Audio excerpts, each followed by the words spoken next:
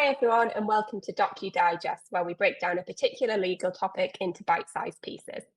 On the menu today are freelance contracts. We'll be talking about what they are, when they should be used, and the types of things that they include. I'm Heather Stark, Head of Legal at Docue UK, and joining me today is my colleague Ashley. Hi, I'm Ashley, Legal Counsel at Docue UK. Okay, so let's start with the basics. What exactly is a freelance contract? So a freelance contract, which is also sometimes called a consultancy agreement, is a legally binding agreement that sets out the terms and conditions of a particular project and the relationship between a freelancer and their client. As well as including legal terms, it will outline the scope of work, payment terms, project deadlines, and any other important details specific to that freelance project. So what's the difference between a freelancer and an employee? Well, freelancers are self-employed individuals who offer their services to multiple clients. So freelancers aren't considered employees or workers of the businesses that engage them for their services. Instead, they're responsible for managing their own taxes on a self-employed basis. So they're sometimes referred to as independent contractors for that reason. Employees, on the other hand, automatically pay tax via PAYE, and the employer will pay tax in relation to those employees too. So, when is a freelance contract needed? Whenever a freelancer is being engaged by a client, a written freelance agreement should be put in place. Freelance contracts establish a legal framework that safeguards the rights and interests of both freelancers and clients.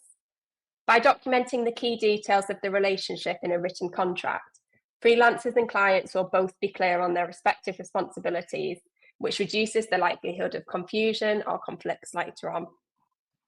The freelance contract can also be a key tool in putting in place important legal protections for both parties. What are some of the legal protections that can be included in a freelance contract? Well, to start with, a freelance contract can be used as a tool to clarify intellectual property rights ownership. So, when it comes to the creation of IP, without a contract, any IP created by an individual will automatically be owned by that individual.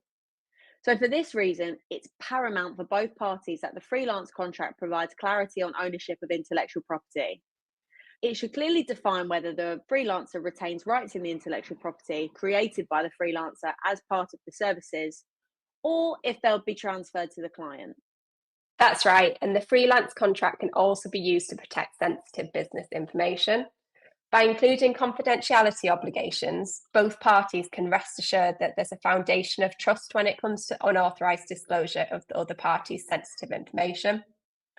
As well as legal protections like IP and confidentiality, the freelance contract can also set out important commercial terms. Ashley, please can you talk us through some of those? Yes, of course. So, the freelance contract should clearly define the scope of work being provided by the freelancer. So, this should include specific activities, tasks, or the deliverables that the freelancer will be providing, along with any deadlines and additional services that may be required. It's really important to clarify exactly what tasks the freelancer will be carrying out. For example, providing advice on a particular project, or creating a report, or maybe even a specific piece of code for a client. And then the deliverables, so that is the materials that the freelancer will deliver, and these should be set out as well. So things like advice, the report, the code. Exactly. And the freelance contract should also set out the payment terms. It sounds obvious, but failing to specify payment terms is one of the biggest causes of contention when it comes to freelance projects. It's important to outline the payment terms according to the nature of the work. So, for example, if the work's on a fixed fee basis, then this should be clearly set out in the agreement, along with the exact amount, method of payment, and when the payment is due. On the other hand, if the work will be provided on an hourly or daily rate, then you should include the rate card along with invoicing intervals in the freelance contract. It's also important to include any late payment fees or penalties in case the client fails to make timely payments. So it's important to include both legal and commercial terms in a freelance contract. And that's where Docue can help.